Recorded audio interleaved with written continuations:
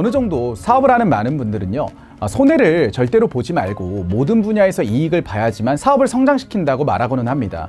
물론 사업의 성공이라는 관점에서 맞는 말이라고 생각을 하는데요. 그러나 모든 분야에서 이익만 보려고 하다 보면 가장 먼저 성장이 멈출 수가 있습니다. 그래서 저는 더 크게 성장하기 위해서는 어느 정도의 손해를 감수하는 습관을 들여야 된다고 강조하는 편인데요. 오늘은 그 부분에 대해서 명확하게 말씀을 드리겠습니다.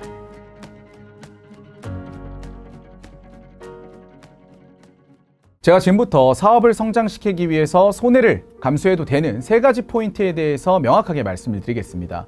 고객 관점, 그리고 사업을 같이 하는 동료 관점, 3번째로는 투자자와의 관계 관점에서 설명을 드려보겠습니다. 첫 번째는 고객 관점입니다.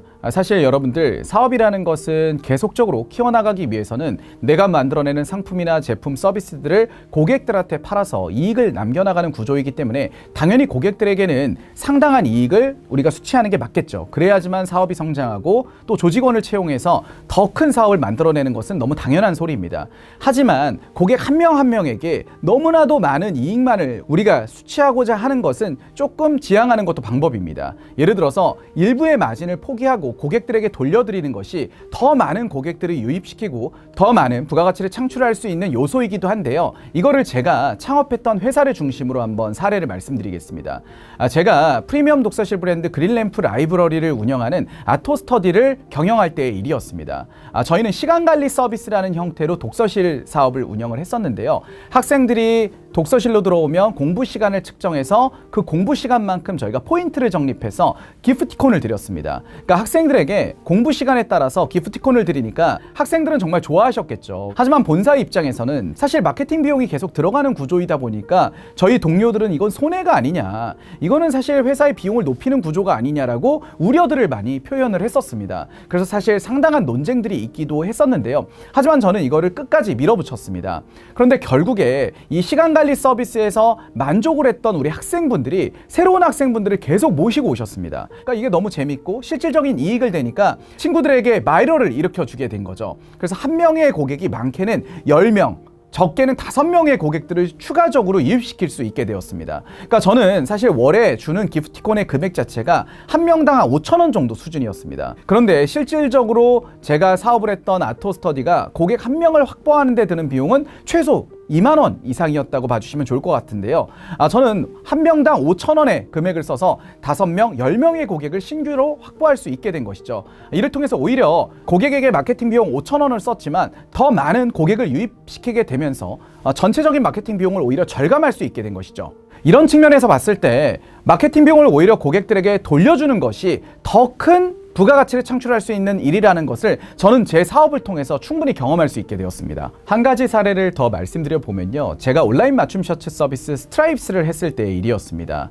보통 여러분들께서는 고객들이 불만을 제기하거나 어떤 환불을 요청하면 최대한 방어하려는 게 보통의 모습이잖아요. 왜냐하면 환불해주면 매출이 사라지고 또 보상을 해주면 혹은 그분들이 요구하는 여러 가지 기능 개선을 하게 되면 계속적인 비용이 들어가기 때문에 사실 일반적인 사업자들은 구매한 고객은 한 번 잡힌 물고기라고 생각을 해서 어떤 요청을 하게 되면은 사실 환불도 좀 꺼려 하시게 되고 방어적인 모습을 취하게 됩니다. 하지만 저는 그런 모습들을 빠르게 탈피하는 게 더 큰 부가가치를 창출할 수 있는 부분이라고 생각을 하고 있는데요. 예를 들어서 제가 창업 멤버로 합류했던 온라인 맞춤 셔츠 서비스 스트라이프스는 당시에 고객들이 다양한 셔츠들을 구매하시고 나서 맞춤 셔츠니까 몸에 사실 잘 안 맞을 수가 있잖아요. 그때마다 이 고객들은 다양한 피드백들을 저희한테 줬었는데요. 저희는 거기서 절대 방어를 하거나 고객들이 환불을 요청했을 때 환불을 안 해드리지 않았습니다.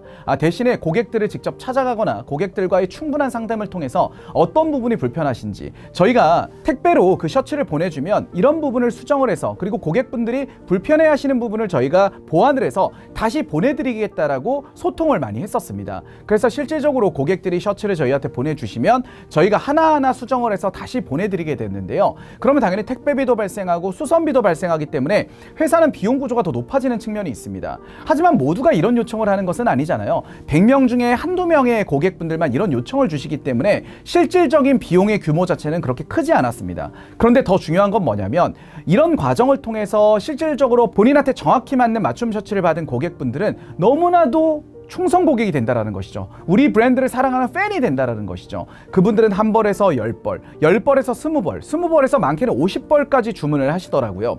처음에는 손해처럼 보였던 고객과의 소통을 통해서 맞춤 셔츠를 보완했던 과정이 실질적으로는 회사의 더 큰 충성 고객으로 다가옴에 따라서 더 큰 부가가치를 만들어주게 되었습니다.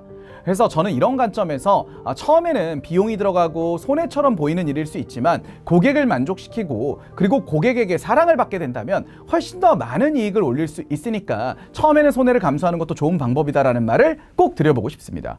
두 번째 포인트는 바로 동료 관점입니다. 여러분들 사업을 하다 보면 좋은 동료들이 필요할 수밖에 없습니다. 그런데 동료들은 너무나도 훌륭한 능력을 갖고 있는데 내 능력이 지금 부족할 수도 있잖아요. 근데 나는 이분들과 함께 하면서 좋은 사업을 또 만들고 싶은 니즈는 있겠죠. 그럴 때는 어떻게 하면 되냐면요. 손해를 감수하시면 됩니다. 어떤 손해를 감수하면 되냐면 이분들이 하기 싫어하는 일, 동료들이 귀찮아하는 일이거나 꺼려하는 일들을 내가 도맡아 가면서 나의 존재 가치를 입증시키는 것이죠. 그래서 처음에 남들이 하기 싫어하는 영업일이라던가 혹은 쓰레기를 하다못해 치우는 일이라던가 오프라인 나가서 전단지를 뿌리는 일이라던가 이런 모든 과정들이 사실은 여러분들 손해처럼 처음엔 느껴질 수 있습니다. 하지만 내가 능력이 없을 때는 그들이 싫어하는 일, 그들이 꺼려하는 일을 도맡아 가서 하게 되면 내 능력을 또 새롭게 입증시킬 수가 있고 또 나의 영향력을 회사 내에서 키워갈 수가 있습니다. 제 사례를 한번 말씀드려 보겠습니다. 제가 온라인 맞춤 셔츠 서비스 스트라이프스라는 회사의 창업 멤버로 합류할 때의 일이었습니다.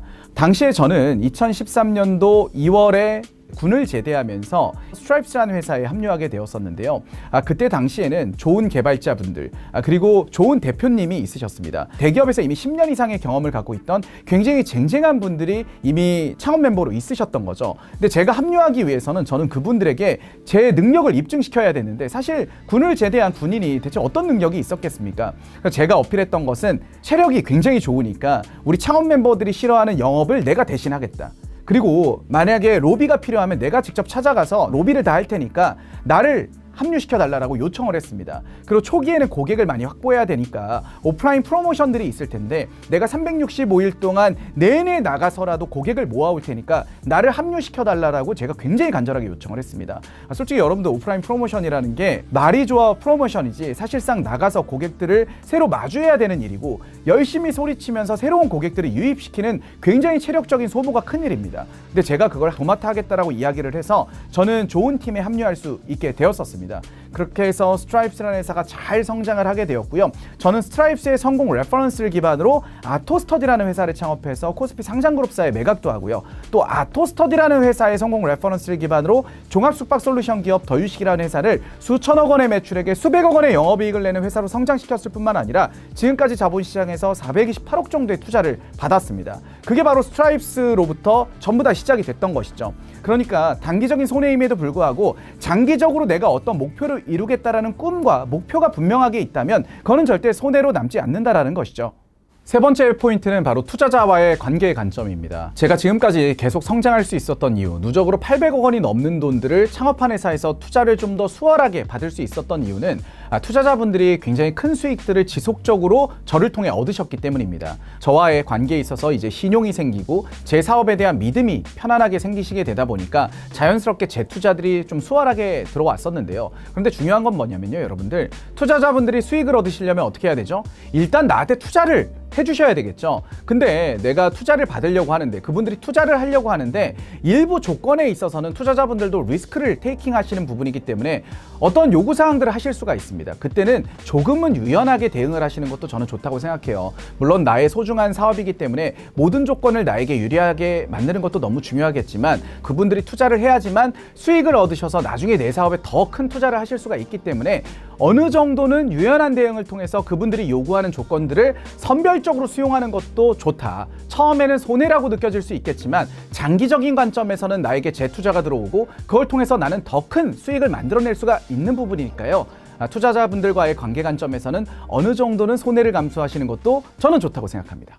제가 지금까지 사업을 성장시키는 관점에서 손해를 봐야 되는 포인트 3가지에 대해서 말씀을 드리게 되었는데요. 특히나 지금 여러분들이 성장하는 단계에 있다면, 성장을 해야 되는 초기 사업자의 상황이라면 조금 더 손해를 빠르게 보시면서요, 다양한 경험을 쌓는 게 굉장히 중요합니다. 그래서 처음에는 좀 아쉬울 수 있으시겠지만요, 일단 많은 경험들을 손해를 감수하면서 하시다 보면 충분히 여러분들이 학습이 되고 또 그게 경험으로 녹여내져서 여러분들의 성공에 정말 지름길로 만들어줄 수 있는 초석이 될 수가 있으니까요.